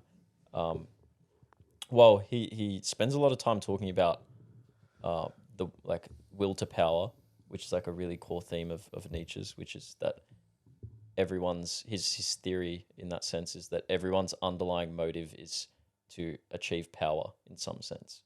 That's everyone. Like, Sounds a bit like Andrew Tate. That's what he said. well, yeah. That's true. Yeah, he talks a lot about status and power. Yeah. So Nietzsche was the one that coined that idea. That was where it originated, the will to power. But I think like whether it's a good or a bad thing, I think just it's worth being conscious of. Like Robert Greene with 48 Laws of Power as well. Yeah. Like, it's not necessarily good or bad. Yeah. A lot of people, that book was famous, got banned in like prisons in America and stuff. And people are like, oh, this is evil stuff. But it's like, it's not necessarily evil. You can become aware of what people are doing to you by reading that material. You can also rise to like being someone who's empowered can be a good thing. You can have greater impact in a positive light to your community, to your loved ones. I don't think it's necessarily bad. And also, if you're aware or conscious, like you said, you read How to Win Friends and Influence People, which is a phenomenal book. But if you can be conscious and I guess like cognizant of the fact that people do things with their own intentions at the top of their mind 99% of the time, and again, like that they basically want to achieve higher status or higher power, then you can actually, this is my sales brain coming out, but you can leverage that, right? You can pitch things or create relationships and frame them in a way that can be of mutual benefit to helping that person achieve that want for power and create a, mutually beneficial thing out of it, whether that's a sale, whether that's a working relationship. I think like there's a lot of money left on the table with ignorance. Yeah. Oh man, crazy. I was talking to a mate about the dark triad of psychology, but he told me about this, but I haven't gotten into it. So I haven't. Well, we can touch on it, but I don't want to touch on it specifically. What I'm we talking can go about down a now. rabbit hole with this. We can go there, but what I'm basically saying is I was telling him about this concept basically that is kind of frowned upon by people, or people speak of it pretty badly and they think it's a pretty bad thing to know, and it's not really about the context of what it is. But he said he was one of these, he'd heard these kind of approaches to the dark triad and said, people think that it's a bad thing. And I said, well, even if it turns out to be a bad thing, you're better off knowing it than not knowing it. For sure. So, and that's the approach I take with all this sort of stuff. Like if you read like thousands of different perspectives, some of them are going to be pretty brutal, and you don't want to adopt that perspective. Definitely. But you want to consider it and then rule it out. For sure. Yeah, 100%. So, I agree. And I think that like at the end of the day, these are all tools, right? And I'm going to rip something out of one of my favorite online mentors who I watch, and I've bought all his books as well, Alex Hormozy. I don't know if you guys are familiar with who he is, but he's a serial entrepreneur and just all-around beast of a human. And he puts it very well, right? He's like, the difference between manipulating someone and helping someone, because manipulation and helping someone, they both have the same end result, the same end outcome, where essentially I've affected your behavior. I have had an effect on your behavior to where it has altered as a result of my input. But he said the difference between manipulation and helping, it just comes down to intent, right? If I have negative intentions towards you, if I have bad intentions for you, and I get you to act in a way that assists my negative intentions, then I've manipulated you. That's negative, right?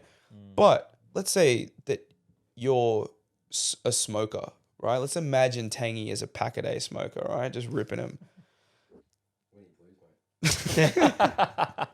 Like if I sat down with you, bro, if I sat down with you and I had a really deep, persuasive conversation, I start talking about what are your parents going to think when they lose you at a young age? What is your kid's not going to have their dad around, right? I'm still affecting your behavior, but now because the intention has changed behind it, people wouldn't say I'm manipulating you. They'd say I'm helping you. It's the same thing. It's just the outcome that's different. The outcome and the intention, is it a positive? Is it a negative? And so I think that, whether you read like how to influence and influence people, whether you learn sales, whether you read about pickup, right? Like same thing, like people, so many people want to clown guys for learning about pickup or even asking the question how to talk to girls or how to get better at it, right? And a lot of times it's because people just pose the assumption that guys just want to learn how to be players and sleep around a lot and stuff.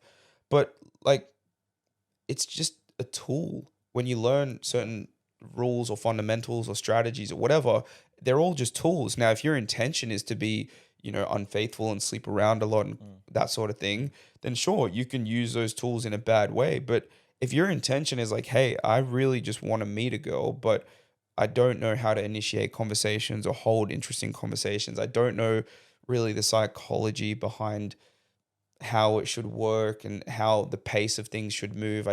Maybe they didn't have anyone to teach them. Maybe they just didn't have anyone to show them, Guys aren't born knowing this stuff.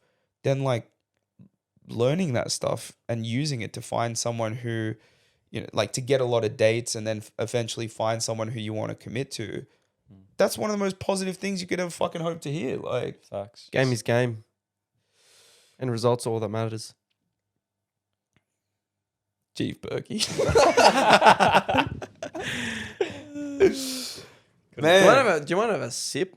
Mouth is dry as the Sahara. I was the only one who was tactical and brought water in here, bro. Bro, I Go don't for bring it. water to training. I don't bring water in here.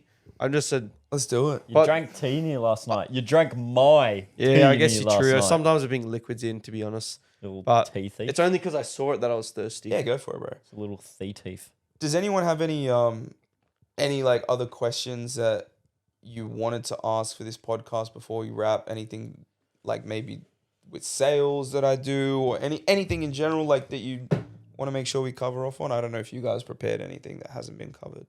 I've been loving this so far though. Yeah, it's been so good. Did we have any cues? Quality I personally assurance. don't have any questions. No. The only stuff I wanted to ask you was because the boys said that you had a similar mindset and then you started talking about reading. So I just wanted to ask understand you now? I just wanted to ask Yeah. you what you'd read. No, I appreciate that, man. Yeah, I've Because I'm obsessed with that sort of stuff. you gotta And you I gotta think I kind of Sorry. indirectly reignited Jordan's Oh, you did? interest in it. Yeah. that's awesome. Yeah. I'm well back into reading Dude, now. you need to read the book that I told him to get, which he just purchased, Yeah, which yeah. is and The Seneca recommendation to As a Man recommendation to the Thinketh. audience. I told yeah. you. One. Oh, yep. As a Man Thinketh. Yep. Incredible book. I've listened to some of that audiobook. Really, really good book, man. That was amazing. And I think that book, probably in the most concise and clear way that I've ever heard it put, really touches on what I was talking about with Isaac just before about your kind of internal voice, your discipline, that sort of thing. It lays out your thoughts turn into your actions turn into your habits turn into your identity and who you become. That's a quote, that one. Yeah. It's written on my book. I would go and get it if we could get out of the bloody room. It's like what was the order again? Remind me the order. So it's like thoughts turn into actions, Yeah. actions turn into habits turn into your identity. yeah, sow a thought, reap an act. Sow an act, reap a habit. Yeah. Sow an habit, sow an habit. Abbott. Sow a habit, reap an identity. Isn't Yeah. that in Atomic Habits? Yeah. Well, that was the quote. My dad gave me Atomic Habits for my birthday Oh, cute. this year, and he wrote that quote in the cover of it. It's a great quote, And man. And it's so I true. opened it and I got goosebumps. It's so funny as well. The more you get into the self-development space, like the more I watch certain influencers and then read certain books. And then I'm like, this is just a bunch of people stealing from each other, bro. Literally. Like- They're either stealing or they intuitively come up with the same concept because they're all the same. They're just I guess worded and There's only so many concepts in the world, right? I think there's one. I think there's one concept, bro. And it's just been so convoluted and diluted and What is the one concept? well, I don't know. I don't know what it is, but I guess we'll have to find out. because like bro, On the next episode. every book I read, bro, that book I'm reading now, Introduction to Magic, Yeah. crazy. And it's like what you were saying about that was where I came up I didn't come up with it, but that was where I read about kind of dividing yourself into two parts. Yeah. That's a more spiritual approach, and it's really old, from like old like spiritual teachings and whatever. Really old. And they have the same thing as you read in like the modern books where they talk about the same thing, just in a more like, I guess, modern scientific cut and dry approach. But then you have the spiritual approach where they use more symbolism and that sort of stuff. But it's the same concept. You boil 100%. It down, it's the same thing. For sure. It's very interesting when you start realizing that stuff. Oh, that's my favorite thing about reading, the crossovers. Yeah. That's my favorite thing. And when you have that moment where you put the book down, you're like, I like those, but my favorite thing is reading one book, or like, so now I've read Atomic Habits. I'm reading Introductions to Magic. I also read a bit of PBD's book, Patrick Bet-David. And then the books that I've already read, the Nietzsche one and a couple of others, like philosophy, stoicism books. They all have crossovers, and they're like completely, like Atomic Habits is almost like a purely scientific approach to habit building and maintaining. And then I'm reading like a ancient spiritual book, and then a like philosophy book from years ago, and then a more modern one, and they all have the same content. Like the crossovers are insane. Yeah, for sure. And so I'll like stumble across a concept in one of the books I'm reading now, and then it reminds me of something I read in another book, and I'm like, holy shit. Yeah, it's good. Yeah, it's good. But I think it also reiterates the point from before as well, where like, don't get me wrong, reading is phenomenal. And I think like the good thing about it is that, you know, different books, they might touch on the same concepts, but they might voice them in different ways. And to certain people that might hit a little harder, being voiced in maybe a more philosophical way or a more scientific way or a more anecdotal way. I think it's good that there's that, like, you know, variety, but the rule still applies that at the end of it, you know, this is more, I guess, like a message to myself, like the action still needs to be taken. You know, there still needs to be, again, this is another one of Hormozi's greatest quotes, greatest lines, which is his definition of learning. I don't know if it was his specifically or he took it from someone, but essentially he said, like, same scenario, new behavior is the definition of learning. So if I, like, and he used this example, right? Like, if I show you a red card and then slap you in the face, right? And then I show you a red card again and you don't move and I slap you in the face again, you've learned nothing, right? Now, if I show you a red card and you move, new behavior in the same scenario as before, right? And that's the application for everything. So, like, let's say I'm undisciplined and then I go and read Atomic Habits, but I don't actually change things and become more disciplined as a result. Then I read that book and I learned absolutely nothing. You can't just sit there and be like, oh, well, I read the book now, like I've learned stuff. You need to apply. Exactly. Learn and then apply, and it's such a good feeling when you can actually apply what you've read to a real life scenario and you notice that the outcome was better than it would have been if you hadn't read that book. It's a great feeling. Oh, for sure, man. I think that's the coolest part about it as well, right? Like when you look back and you look at the younger version of yourself, like some of the shit that I used to do and say and think, like, it is embarrassing. You know what I mean? Like, I think one of the best examples of this is like when you're in a relationship. You know what I mean? Like the shit that you do in a relationship that you allow to fly, and then, you know, you're under that sort of spell or whatever, and then you finally get out of the relationship, and after the breakup and or whatever subsides, right? This has happened with every single one of my relationships because I guess, you know, throughout time you just continually grow. But you look back after a few months, you're like, I was actually doing that shit in that relationship. Like, I was actually fucking bailing on all these plans just because someone called me to like go and help them do their laundry. You know what I mean? Like just some dumb shit. But like I think like, so going back to what we were saying before, it's kind of like, you know, when you apply stuff and then you grow as an individual, it's so cool where you can, like, you know, I look back to when I was living at home versus when I moved out of home versus after now being out of home for a year and a half. Like all three versions of Antony were like such different levels, with such different levels of efficiency and output and knowledge. And I think that's what makes it satisfying in the end, is like, you know, and I think that's where most depression in people comes from, is just stagnation, Yeah, lack of growth. lack Real. of growth, Real. for sure. Up we rise, on we go. Upwards and onwards. And out of this room. And Yeah. It's like, you know, it's I'm 20, hot. It's 20 to 2. I'm sweating. I want to jump in the shower. It's I got 20 to jeans 2 on. in the morning. Yeah, 20 to 2. That's all right. 142. Bro, good thing Yeah, you didn't could have have. another fucking 600 milligrams of caffeine Bro. like the other night How are you pre-workout. unaffected? Completely unaffected by Bro, 500 he milligrams. wasn't. He was fucking smelling colors, this guy, bro. He was like, he's